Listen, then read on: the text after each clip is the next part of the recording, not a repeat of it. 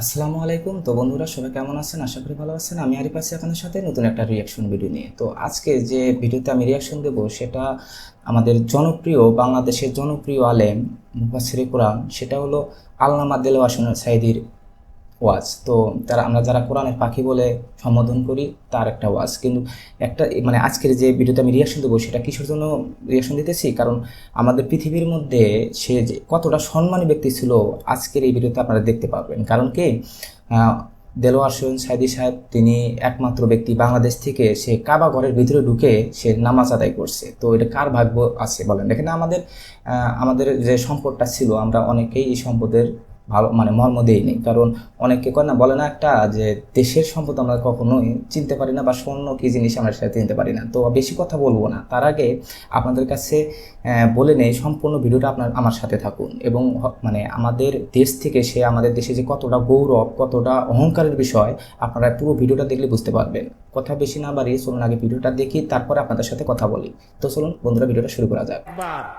ঢোকার তৌফিক দিয়েছিলেন আলহামদুলিল্লাহ। দেলোয়ার হোসেন সাঈদী সাহেব আমাদের কোরআনের পাখি। চোখের সামনে অনেক রাজা বাদশা আমার চোখের সামনে ঢুকছে। জীবনে বহুবার আল্লাহ নিয়েছেন। বাইরে দাঁড়ায় এতিমের মতো কাঁদছি যে আল্লাহ এই ঘরটার মধ্যে যদি একবার কবুল করে ফেলছে দোয়াটা। কুয়েত এবং ইরাকে যেবার যুদ্ধ বাঁধলো, সেই যুদ্ধের মীমাংসা বৈঠক আহ্বান করলেন বাদশা ফাহাদ। তাতে পৃথিবী থেকে 400 মেহমানদের দাওয়াত দিয়েছে বৈঠকে।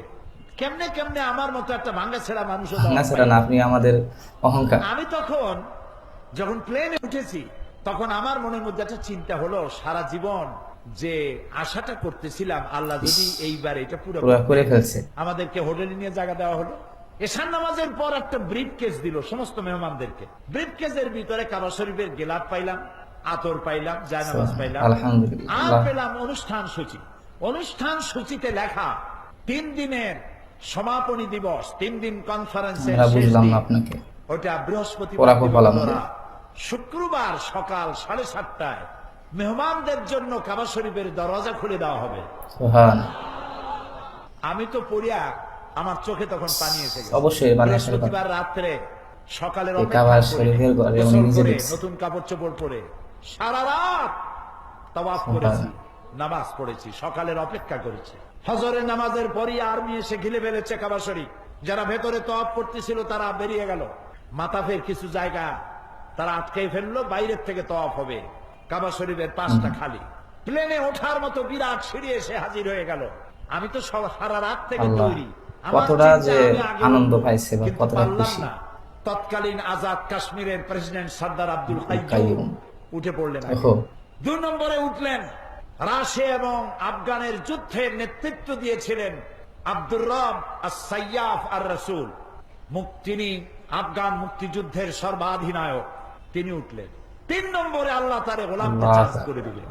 ভিতরে ঢুকে তখন তো আর কাবা একদিকে নাই, চারদিকে কাবা, চারদিকে দুরাকাত নামাজ পড়ে আল্লাহর ঘরের মাঝখানে সেজদায় পড়ে কতটা সৌভাগ্য হলে সুযোগ পায়। জনমের মতো কান্না, যা মনে আসলো বলতে থাকলাম। হঠাৎ আমার মনে চিন্তা আসলো, আমি বুঝি অন্যান্য মেহমানদের উপরে জুলুম করতেছি। এটা চিন্তা ভাবনা করছে, শিক্ষিত লোক হলে এরকম চিন্তা ভাবনা থাকবে। তো আমরা যত দেরি করব তাদের উঠতে তত দেরি হবে। তাড়াতাড়ি উঠলাম। আমি দাঁড়িয়ে দেখি আমার পাশে দাঁড়ানো রাজশাহী বিশ্ববিদ্যালয় ভাইস চ্যান্সেলর মরহুম ডক্টর এম.এ. বারী। বুড়া মানুষ, সাদা দাড়ি, চোখ দিয়া বদনার নালের মতো পানি পড়ছে, দাড়ি ভিজে ভিজে পড়ছে। আমাকে আঙ্গুল দিয়ে দেখালেন কাবার দরজার দিকে। আমার চোখ গিয়ে পড়লো কাবার দরজার উপরে, যেখানে উনি আঙ্গুল দিয়ে দেখালেন সেখানে লেখা আছে ওয়াকালা রাব্বুকুম উদউনি আস্তাজিব লাকুম। তোমার রব তোমাকে বলছে আমারে ডাকো, আমি ডাকে সাড়া দেব। আমি আবারও কাঁদলাম, আল্লাহ আমার কাম আমি করছি, এবার জবাব দেওয়ার মালিক তো তুমি। আল্লাহুম্মা লা তারুদ্দানা খাইবিন।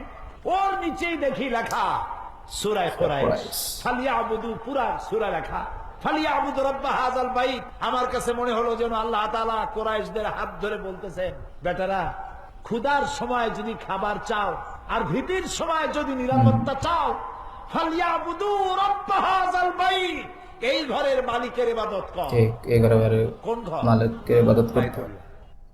বন্ধুরা আমাদের দেলোয়ার হোসেন সাইদি সাহেবের বিষয়ে কথা বলার যোগ্যতা আমি রাখি না, কারণ তিনি এত বড় মাপের আলেম যেটা পুরো পৃথিবীর মধ্যে 10 জনের মধ্যে তিনি সিরিয়ালে থাকবে। আর বাংলাদেশের জন্য তো সে আমাদের অহংকার এবং কোরআনের পাখি বলে আমরা সম্বোধন করি, কিন্তু আমরা আসলে তাকে যথাযথ মর্যাদা দিয়ে রাখতে পারি না।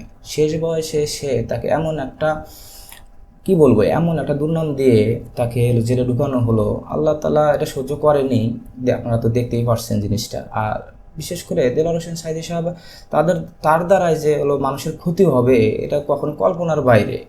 কিন্তু বিশেষ করে আল্লাহ তাআলা তাকে যেন জান্নাতুল ফেরদৌস দান করেন। এবং আমরা বাংলাদেশের মধ্যে যে এত বড় আলেম ছিল, দেখেন আপনি কি মনে করেন সে মানে মানে পৃথিবীর যেটা হলো আমরা যেখানে হলো সৌদি আরবের কথা বলতেছি, সেখানে যে আমাদের হলো মানে কাবা শরীফ আছে, ওখানে যে কেউ যায় নামাজ পড়তে পারবে না, বললেই সে নামাজ পড়তে পারবে না। কিন্তু আমাদের কতটা সৌভাগ্যের বিষয় যে আমাদের বাংলাদেশের মতন একটা ছোট্ট দেশ, সেখান থেকে দেলোয়ার হোসেন সাইদি সাহেব এই আমন্ত্রণটা পায়। এই আমন্ত্রণটা পাওয়ার কারণে সে কি করে, সে এই কাবা ঘরের ভিতরে গিয়ে নামাজ আদায় করতে পারছে। তো কতটা সৌভাগ্যের বিষয়।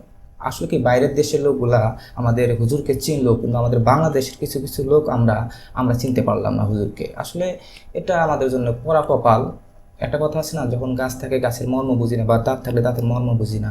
হুজুর আমাদের মাঝ থেকে চলে গেছে, এখন আমরা অনেকটাই সমবেদনা জানাইতেছি, অনেকটাই কষ্ট করতেছি। কিন্তু আসলে কি আমরা যখন হুজুর বেঁচে ছিল তখন আমরা তার পাশে কখনোই দাঁড়াই নাই। তো আমাদের বাংলাদেশে যখন হুজুরকে যখন ধরার চিন্তা ভাবনা করছিল, তখন কিন্তু পুরো বাংলাদেশ অচল হয়ে গেছিল। আসলে তাকে এমন কোনো লোক নাই যে তাকে ভালোবাসে না।